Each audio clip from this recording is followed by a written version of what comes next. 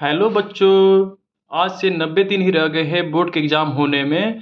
तो आज हम लोग एक सीरीज स्टार्ट कर रहे हैं जिसमें 90 दिन के अंदर पूरे मैथ को हम लोग 10वीं क्लास का मैथ ख़त्म कर देंगे, इम्पोर्टेंट क्वेश्चंस को जो हमारे बोर्ड के एग्ज़ाम में डायरेक्टली पूछे जाते हैं।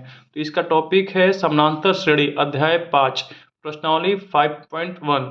क्वेश्चन पूछा गया है, दी हुई एपी के प्रथम 4 पद लिखिए। मतलब हमें पूछा गया है कि 4 पद लिखना है एपी के, जबकि प्रथम पद ए दिया हुआ है और सार अंतर डी दिया हुआ है। जैसे कि आप लोग यहाँ पे देख सकते हैं ए बराबर 10, डी बराबर 10। तो हमें 4 पद लिखना है। तो 4 पद लिखने का जो फॉर्मूला होता है, एक होता है ए, एक होता है ए प्लस डी, दूसरा होता है ए प्लस 2d, तीसरा होता है ए प्लस 3d। तो ऐसे करके आप सॉल्व कर सकते हैं। तो ए बराबर दिया हुआ है 10 और ए प्लस डी, तो 10 प्लस 10 20। डायरेक्ट लिख रहा हूँ क्योंकि अब 90 दिन ही टाइम रह गया है, तो आपको इस हिसाब से सोचना है। तो 10 और 20 30, और 10 और 3 से 10 से गुणा किया 30, 10 40। तो आपको ये दिख रहा होगा कि एपी श्रेणी है और इसके 4 पद ये होंगे 10 20 30 40। ठीक है भाई लोगों, तो हमारा पहला क्वेश्चन ये सॉल्व हो गया। ऐसे करके आप सॉल्व कर सकते हैं। ठीक है भाई लोगों, आपके समझ में आना चाहिए क्योंकि 90 दिन के अंदर हमें पूरा मैथ खत्म करना है। ठीक है भाई लोगों। अब जो तीसरा क्वेश्चन है चैप्टर 5.1 का ही, निम्नलिखित में से प्रत्येक एपी के लिए प्रथम पद तथा सार्व अंतर लिखिए। अब में हमें क्या लिखना है, ए और डी लिखना है। जैसे पहले क्वेश्चन में, दूसरे क्वेश्चन में ए और डी दिया हुआ था, तो हमें सीरीज लिखना था। इसमें क्या है, सीरीज दिया हुआ है और हमसे पूछ रहा है ए और डी क्या है। प्रथम पद को ए बोलते हैं और सार्व अंतर को डी बोलते हैं। तो इसमें हम लोग आंसर इसका क्या लिख सकते हैं, ए बराबर हो गया 3। ठीक है, और डी बराबर निकालना रहता है। डी बराबर अगर निकालना है तो दूसरा पद माइनस पहला पद। ठीक है, तो इसका हो जाएगा -2। डी बराबर क्या आ जाएगा, -2। इसमें हमको घटा देना है। जैसे इसमें हम लोग जोड़ रहे थे ना, इसमें हम लोग जोड़ रहे थे ए प्लस डी, तो दूसरा पद क्या है, ए प्लस डी। अगर हम ए प्लस डी में से ए निकाल देंगे तो डी निकल जाएगा हमारा। तो ऐसे ही डायरेक्ट क्या निकले हैं, दूसरा पद निकालना है, मतलब सार्व अंतर डी निकालना है। तो दूसरे पद में से पहला पद को घटा देना है। समझ में आ गया। जैसे यहाँ पे आप लोग ध्यान से देख लो, ए बराबर 10 दिया हुआ है, डी बराबर 10 दिया हुआ है। तो हमसे पूछा गया था 4 पद, तो ए का 10 हो गया, ए प्लस डी दूसरा पद हो गया, तो 10 प्लस 10 20 हो गया। तो अगर हमसे पूछा जाए कि डी क्या होगा, तो ए प्लस डी में से अगर हम ए निकाल देंगे तो डी बच जाएगा। तो यही मैंने यहाँ पे किया हुआ है, ए दिया हुआ है, ए प्लस डी दिया हुआ है, ए प्लस 2d दिया हुआ है, ए प्लस 3d दिया हुआ है। अब हमें डी पूछना है और ए पूछ रहा है, तो ए तो हम पहला पद लिख देंगे, ए बराबर 3 हो गया। और डी लिखना है तो डी बराबर क्या होगा, दूसरा पद माइनस पहला पद, मतलब ए प्लस डी। जैसे दूसरा पद होता है ए प्लस डी और पहला पद होता है माइनस ए, मतलब माइनस कर दिया मैंने, तो इसका इससे कट गया, तो हमारा क्या बच गया, डी बच गया, जिसको हम लोग सार्व अंतर बोलते हैं। समझ में आ गया, हमारा आंसर हो गया। ठीक है, अब हम लोग चलेंगे चौथे क्वेश्चन पे। इसमें बहुत सारे क्वेश्चन हैं। दूसरे में पहला मैंने सॉल्व कर दिया, तीसरे में मैंने पहला सॉल्व कर दिया। आगे आप सॉल्व कीजिएगा, आपसे सॉल्व नहीं होगा तो आप कमेंट कीजिएगा, मैं आपका सॉल्व कर दूंगा क्वेश्चन। आपका डाउट मैं अगले वीडियो में ले लूंगा। ठीक है भाई लोगों, अब हम लोग चलते हैं चौथे क्वेश्चन पे। तो चौथा क्वेश्चन पूछ रहा है कि निम्नलिखित में से कौन कौन एपी है। यदि कोई एपी है तो इसका सार्व अंतर ज्ञात कीजिए और इनके 3 पद और लिखिए। मतलब हमारे पास श्रेणी दिया गया है, हमें पता करना है कि ये एपी है कि नहीं है। अगर एपी है तो सार्व अंतर मतलब डी निकालना है, और अगर हम और इसके आगे भी लिखना है 3 पद, मतलब जैसे 1 2 3 4 दिया है तो इसके आगे और 3 पद हमें लिखने हैं।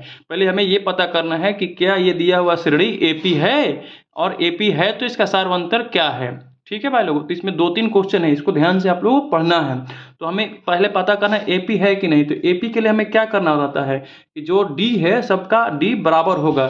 इसमें से हम इसको माइनस करेंगे तो जितना आना चाहिए, इसको इतना माइनस करेंगे तो सबका बराबर आना चाहिए। जैसे अगर मान लो कि एपी क्या होता है, ए होता है, ए प्लस डी होता है, ए प्लस 2d होता है, ऐसे करके बढ़ता जाता है। तो अगर हम सेकेंड में से पहला पद घटाएंगे तो डी आएगा, थर्ड में से दूसरा पद घटाएंगे ए प्लस 2d, माइनस ए माइनस डी, तो ए एक कट गया और फिर डी आएगा, मतलब हमेशा डी ही आएगा। अगर हम नेक्स्ट पद से दूसरे पद से, मतलब जैसे दूसरे पद से पहला पद घटाएंगे तो जितना आना चाहिए उतना ही तीसरे पद से दूसरे पद को घटाने पे आना चाहिए। मतलब समझ रहे हो आप लोग, इसको इसमें से माइनस करेंगे तो जितना आएगा और इसको इसमें से माइनस करेंगे तो जितना आएगा बराबर आना चाहिए, तभी उसको हम लोग बोलते हैं एपी। जैसे मैंने यहाँ पे दिखाया, एपी मतलब होता है ए प्लस डी, ए प्लस 2d, मतलब एक एक डी बढ़ता जा रहा है। यहाँ पे पहले डी नहीं है, यहाँ पे एक और डी है, यहाँ पे 2d है, यहाँ पे 3d है, ऐसे करके बढ़ता जाता है, मतलब डी कॉमन है। ठीक है भाई लोग, तो अब अगर हम इसको चेक करें कि पहले ये एपी है कि नहीं, तो 4 माइनस 2 करेंगे तो ये 2 आ गया, फिर 8 माइनस 4 करेंगे तो ये 4 आ गया, मतलब ये एपी नहीं है, क्योंकि इन दोनों को बराबर होना चाहिए। इतना समझ में आ रहा है? अगर नहीं आएगा तो कमेंट कीजिएगा। तो हम अब इसको क्या बोल देंगे पहले को कि ये एपी नहीं है, ये एपी नहीं है। ठीक है, अगर ऐसा क्वेश्चन पूछा जा रहा है तो चलो, लेकिन एक हम लोग ऐसा लेते हैं जो एपी हो, तो दूसरा हम लोग ले लेते हैं जो हमारे बुक में दिया रहेगा। चौथे में ही दूसरा क्वेश्चन है 2, 5/2, 3, 7/2। तो अभी हम फिर से ज्ञात करना है हमें कि क्या ये एपी है, ये एपी का रूल फॉलो करता है। तो ए बराबर तो हो गया, मतलब पहला पद 2 आ गया, दूसरा पद ये दिया हुआ है a1 और a2 दिया हुआ है, दूसरा पद दिया हुआ है 5/2। तो हम लोग को क्या करना है, पहले डी ज्ञात करना है। तो 5/2 माइनस 2 करेंगे तो देखते हैं क्या आता है, 5 और 2 दूनी का 4, एलसीएम निकाल दें 2, मतलब 1/2 आ गया। अब इसी तरह से इसमें से 3 में से 5/2 घटा के करेंगे।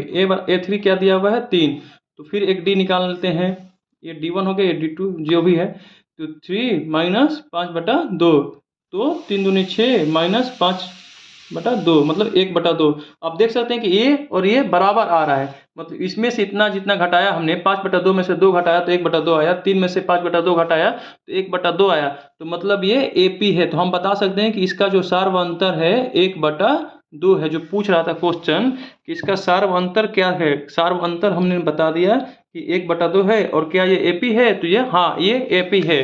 जो चौथा का दूसरा है वो एपी है। ठीक है भाई लोगों, अब हमसे पूछा था कि 3 और पद ज्ञात कीजिए। तो 1 2 3 4 तक हमें दिया हुआ है, तो a5 ज्ञात करना है, a6 ज्ञात करना है और a7 ज्ञात करना है। तो a5 बराबर क्या हो जाएगा, तो a प्लस 4d। ठीक है, जैसे यहाँ पे a है 0d है, यहाँ पे a प्लस d है, a 2d है, a 3d है, तो ऐसे a 4d। जैसे 5 पूछता है तो 4d आ जाएगा, 6 पूछता है तो 5d आ जाएगा, एक d कम होता है, 7 बोला तो a प्लस 6d आ जाएगा। ठीक है भाई लोगों, तो हमें a तो मालूम है कि 2 और d मालूम है 4, d मैंने निकाला है 1/2, 1/2 से गुणा कर देंगे, 2 दूने 4 बराबर 4 हो गया। ठीक है, ऐसे ही a बराबर 2 5 और d के मान हो गया 1/2, मतलब 2 प्लस 5/2, मतलब ऐसे करेंगे तो 2 3 का 4 प्लस 5/2, मतलब ये 9/2 हो गया। ठीक है भाई लोगों, अब ऐसे ही इसको करके देखते हैं। a बराबर 2 प्लस 6, d का मान दिया है 1/2, तो 3, मतलब ये 5 हो जाएगा। तो इसका 3 पद क्या हो जाएगा जो हमने ज्ञात किया, 4, 9/2 और 5। समझ में आ गया, मतलब 0.5, हाफ 1/2 मतलब क्या है 0.5 बढ़ता जा रहा है, 4 है, ये 4.5 है, ये 5 है। ऐसे ही आप ध्यान से देख सकते हो, क्वेश्चन 2 है, 2.5 है, 3 है, 3.5 है। ठीक है भाई लोगों, तो ऐसे करके चैप्टर हमारा 1 कंप्लीट हो गया। अगर चैप्टर 1 का और भी आप लोग सॉल्व करने की कोशिश कीजिएगा, अगर सॉल्व नहीं होगा तो कमेंट कीजिएगा, मैं अगले वीडियो में बना दूंगा। ठीक है भाई लोगों, ये जो हमारा 90 दिन का टास्क है, 90 दिन का चैलेंज है, 90 दिन में हमें मैथ पूरा कंप्लीट कर लेना है। ठीक है, थैंक यू।